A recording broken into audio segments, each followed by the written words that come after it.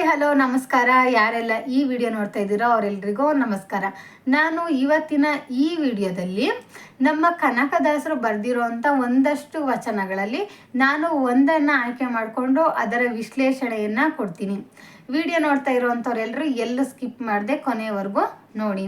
ಹಾಗಾದರೆ ಕನಕದಾಸರು ಹೇಳಿರುವಂಥ ವಚನ ಯಾವುದು ಅಂತಂದರೆ, ಇಲ್ಲಿ ಯಾರಿಗೂ ಯಾರೂ ಇಲ್ಲ, ನಮಗೆ ಮಾತ್ರ ನಾವೇ. ಕಷ್ಟ ಬರಲಿ ಸುಖ ಬರಲಿ ಏನೇ ಬಂದರೂ ನಾವೇ ಅನುಭವಿಸ್ಬೇಕು. ಇಲ್ಲಿ ಯಾರಿಗೂ ಯಾರು ಇಲ್ಲ ಅನ್ನೋದನ್ನ ವಚನದ ಮೂಲಕ ಹೇಳಿದ್ದಾರೆ. ಆ ವಚನ ಯಾವುದು ಅಂತ ನೋಡೋದಾದರೆ, ಎಲ್ಲರೂ ನಿನಗೆ ಹಿತವರು ಎಂದು ನಂಬಬೇಡ ಮನವೇ, ಆಪತ್ಕಾಲ ಬಂದಾಗ ಇಲ್ಲಿ ಯಾರಿಗೆ ಯಾರೂ ಇಲ್ಲ. ಭಕ್ತ ಪ್ರಹ್ಲಾದನಿಗೆ ಬಂದ ಸ್ಥಿತಿಯನ್ನು ನೋಡಿ ತಂದೆ ಹಿತವನ್ನು ಬಯಸುತ್ತಾನೆ ಎಂದು ಹೇಗೆ ನಂಬುವುದು? ಹುಟ್ಟಿದ ಮಗುವನ್ನು ಬಟ್ಟೆಯಲ್ಲಿ ಸುತ್ತಿ ನೀರಿನಲ್ಲಿ ಬಿಟ್ಟ ಕುಂತಿಯನ್ನು ನೋಡಿ ತಾಯಿ ಹಿತವೆಂದು ಹೇಗೆ ನಂಬುವುದು? ಜನ್ಮ ಕೊಟ್ಟ ತಂದೆಯನ್ನೇ ಬಂಧಿಸಿಟ್ಟ ಕಂಸನನ್ನು ನೋಡಿ ಮಗ ಹಿತವೆಂದು ಹೇಗೆ ನಂಬುವುದು? ತನ್ನ ಅಣ್ಣನಾದ ವಾಲಿಯನ್ನೇ ಕೊಲ್ಲಿಸಿದಂಥ ಸುಗ್ರೀವನನ್ನು ನೋಡಿ ಸಹೋದರ ಹಿತವೆಂದು ಹೇಗೆ ನಂಬುವುದು? ಆಪತ್ತು ಬಂದು ಒದಗಿದಾಗ ಇಲ್ಲಿ ಯಾರಿಗೆ ಯಾರೂ ಇಲ್ಲ ಅಂತೇಳಿ ಕನಕದಾಸರು ಹೇಳಿದ್ದಾರೆ. ಈ ವಚನದ ಅರ್ಥ ನೋಡಿ ಹೆಂಗಿದೆ ಅಂದರೆ, ಕಷ್ಟಕಾಲ ಬಂದಾಗ ಇಲ್ಲಿ ಯಾರಿಗೆ ಯಾರೂ ಇಲ್ಲ.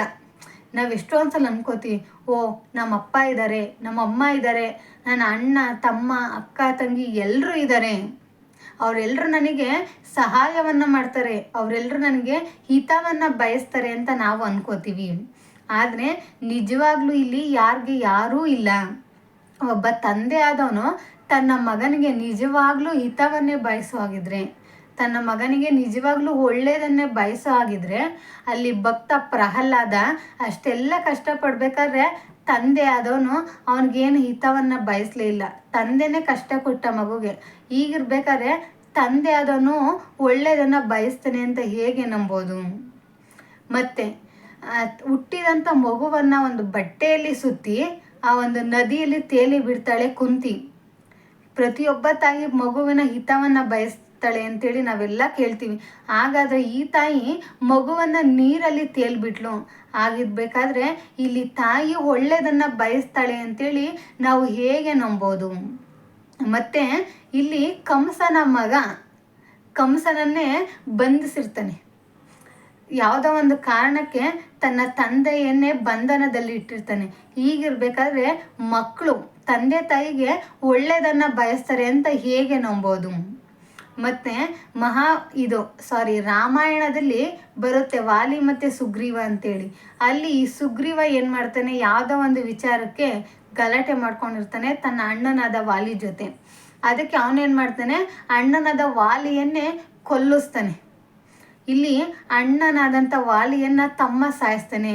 ಈ ಘಟನೆ ನಡೆದ ಮೇಲೆ ಹೀಗಿರ್ಬೇಕಾದ್ರೆ ಅಣ್ಣ ತಮ್ಮಂದ್ರು ಒಳ್ಳೆಯದನ್ನು ಬಯಸ್ತಾರೆ ಅಂತ ಹೇಳಿ ಹೇಗೆ ನಂಬೋದು? ತಂದೆ ಮಕ್ಕಳಿಗೆ ಒಳ್ಳೆಯದನ್ನು ಬಯಸ್ತಾರೆ, ತಾಯಿ ಮಕ್ಕಳಿಗೆ ಒಳ್ಳೆಯದನ್ನು ಬಯಸ್ತಾರೆ, ಮತ್ತು ಮಕ್ಕ ತಂದೆ ತಾಯಿಗೆ ಒಳ್ಳೆಯದನ್ನು ಬಯಸ್ತಾರೆ, ಸಹೋದರರು ಎಲ್ರಿಗೂ ಹಿತವನ್ನು ಬಯಸ್ತಾರೆ ಅಂತೇಳಿ ಹೇಗೆ ನಂಬೋದು? ಇಲ್ಲಿ ಯಾವ ಸಂಬಂಧನೂ ಕೂಡ ಯಾರಿಗೂ ಒಳ್ಳೆಯದನ್ನು ಬಯಸಿಲ್ಲ.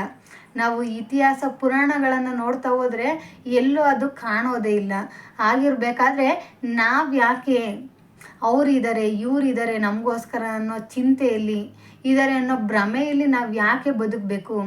ಇಲ್ಲಿ ಯಾರಿಗೂ ಯಾರೂ ಇಲ್ಲ. ನೀ ಬರಬೇಕಾದ್ರೆ ಒಂಟಿಯಾಗಿ ಬಂದಿದ್ಯಾ, ಕೊನೆಗೊಂದು ದಿನ ನೀನು ಒಂಟಿಯಾಗಿ ಹೋಗಬೇಕು. ಇಲ್ಲಿ ಯಾರಿಗೆ ಯಾರೂ ಇಲ್ಲ. ಕಷ್ಟ ಬಂದಲಿ ನೀನೇ ಅನುಭವಿಸ್ಬೇಕು, ಸುಖ ಬಂದರೂ ನೀನೇ ಅನುಭವಿಸ್ಬೇಕು. ಒಟ್ಟಿನಲ್ಲಿ ಯಾವಾಗಲೂ ನೀನು ಒಂಟಿ. ಆದರೆ ನನ್ನ ಜೊತೆಗೆ ಎಲ್ಲರೂ ಇದ್ದಾರೆ, ಎಲ್ಲ ಸಂಬಂಧಗಳು ಇದ್ದಾವೆ ಅನ್ನೋ ಒಂದು ಭ್ರಮೆಯಲ್ಲಿ ನೀನು ಬೆಳೀತಾ ಇದೆಯಾ, ಬದುಕ್ತಾ ಇದೆಯಾ? ಅದಕ್ಕೆ ಅದೆಲ್ಲವನ್ನು ಬಿಡು, ನೀನು ನಿನಗೋಸ್ಕರ ಬದುಕೋದನ್ನು ಕಲಿಬೇಕು ಅಂತೇಳಿ ಇಲ್ಲಿ ಕನಕದಾಸರು ತಮ್ಮ ವಚನದ ಮೂಲಕ ಹೇಳಿದ್ದಾರೆ. ನಾನು ಅದರ ಅರ್ಥವನ್ನು ಹೇಳ್ತಿದ್ದೀನಿ. ಹಾಗಂತ ಇಲ್ಲಿ ಅಪ್ಪ ಅಮ್ಮ ಮಕ್ಳಿಗೆ ಒಳ್ಳೇದನ್ನು ಬಯಸಲ್ಲ ಅಂತಾಗಲಿ, ಅಣ್ಣ ತಮ್ಮಂದರು ಅಕ್ಕ ತಂಗಿಯರು ಇವ್ರು ಯಾರು ಒಳ್ಳೇದನ್ನು ಬಯಸಲ್ಲ ಅಂತ ಅಲ್ಲ, ಎಲ್ಲರೂ ಹಾಗೆ ಇರ್ತಾರೆ ಅಂತ ಹೇಳೋದಕ್ಕೆ ಆಗಲ್ಲ. ಹಂಗೂ ಅಷ್ಟು ಜನ ಇರ್ತಾರೆ, ಹಿಂಗೂ ಅಷ್ಟು ಜನ ಇರ್ತಾರೆ. ಒಟ್ಟಿನಲ್ಲಿ ಕನಕದಾಸರು ಅವತ್ತೇ ಹೇಳಿದ್ದಾರೆ, ಕಷ್ಟ ಕಾಲ ಅಂತ ಬಂದಾಗ ನಮಗೆ ನಾವೇ ಏನೋ ಒಂದು ಒಳ್ಳೆ ಖುಷಿಯ ಕ್ಷಣಗಳು, ಸುಖದ ಸಂದರ್ಭ ಬಂದಾಗ ಬೇಕಾದ್ರೆ ಎಲ್ಲರೂ ಜೊತೆ ಸೇರ್ಬೋದು, ಖುಷಿನ ಹಂಚ್ಕೋಬೋದು. ಆದರೆ ಕಷ್ಟ ಅಂತ ಬಂದಾಗ ಮಾತ್ರ ದಯವಿಟ್ಟು ಯಾರೂ ಬರೋದಿಲ್ಲ. ಆಗ ನಮಗೆ ನಾವೇ ಆಗ್ತೀವಿ, ನಾವೇ ಅನುಭವಿಸ್ಬೇಕಾಗುತ್ತೆ. ಅದಕ್ಕೆ ಎಲ್ಲರೂ ಇದ್ದಾರೆ ಅನ್ನೋ ಭ್ರಮೆಯಲ್ಲಿ ನೀವು ಬದುಕಬೇಡಿ, ನಿಮಗೋಸ್ಕರ ನೀವು ಬದುಕಿ ಅಂತೇಳಿ ಇಲ್ಲಿ ಕನಕದಾಸರು ಹೇಳಿದ್ದಾರೆ. ನಾನು ಅವರು ಹೇಳಿರೋ ಅಂಥದ್ದನ್ನು ಒಂದು ಸ್ವಲ್ಪ ಅರ್ಥ ಆಗೋ ರೀತಿಲಿ ವಿಶ್ಲೇಷಣೆಯನ್ನು ಕೊಟ್ಟಿದ್ದೀನಿ. ಈ ವಿಷಯ ನಾನು ಕೊಟ್ಟಿರೋಂಥ ಈ ವಿಶ್ಲೇಷಣೆ ನಿಮ್ಮೆಲ್ಲರಿಗೂ ಅರ್ಥ ಆಗಿದೆ ಅಂತ ಅನ್ಕೋತೀನಿ. ನಾನಲ್ಲಿ ಅವ್ರು ಏನು ಹೇಳಿದಾರೋ ಅದನ್ನು ಮಾತ್ರ ಇಲ್ಲಿ ಹೇಳಿದ್ದೀನಿ. ಆದರೆ ಸೊಸೈಟಿ ಹಂಗೆ ಇದೆ ಅಂತ ಹೇಳೋಕ್ಕಾಗಲ್ಲ, ಹಂಗೂ ಇದ್ದಾರೆ, ಹಿಂಗೂ ಇದ್ದಾರೆ, ಎಲ್ಲ ಥರದ ಜನನೂ ಇದ್ದಾರೆ. ಆದರೆ ಒಟ್ಟಿನಲ್ಲಿ ಏನೇ ಇದ್ದರೂ ಏನೇ ಇಲ್ಲದಿದ್ರು ಕೊನೆಗೆ ನಾವು ಯಾವಾಗಲೂ ಒಂಟಿ ಅನ್ನೋದು ಮಾತ್ರ ಸತ್ಯ. ಇಷ್ಟು ಈ ವಿಡಿಯೋದಲ್ಲಿ ಏನಾದ್ರು ತಪ್ಪುಗಳಾಗಿದ್ದರೆ ದಯವಿಟ್ಟು ಕ್ಷಮೆ ಇರಲಿ. ಮತ್ತು ಏನಾದ್ರು ಇದ್ದರೆ ಕಮೆಂಟ್ ಬಾಕ್ಸಲ್ಲಿ ತಿಳಿಸಿ, ನಾನು ತಿದ್ಕೊಳ್ಳೋಂಥ ಪ್ರಯತ್ನವನ್ನು ಮಾಡ್ತೀನಿ. ಮತ್ತು ವಿಡಿಯೋ ನೋಡ್ತಾ ಇರೋಂಥವ್ರು ಎಲ್ರಿಗೂ ಧನ್ಯವಾದಗಳು. ದಯವಿಟ್ಟು ನನಗೆ ಸಪೋರ್ಟ್ ಮಾಡಿ ಅಂತ ಕೇಳ್ತಾ ಈ ವಿಡಿಯೋನ ಇಲ್ಲಿಗೆ ಮುಗಿಸ್ತಾ ಇದ್ದೀನಿ. ಎಲ್ರಿಗೂ ಧನ್ಯವಾದಗಳು. ಜೈ ಹಿಂದ್, ಜೈ ಕರ್ನಾಟಕ ಮಾತೆ.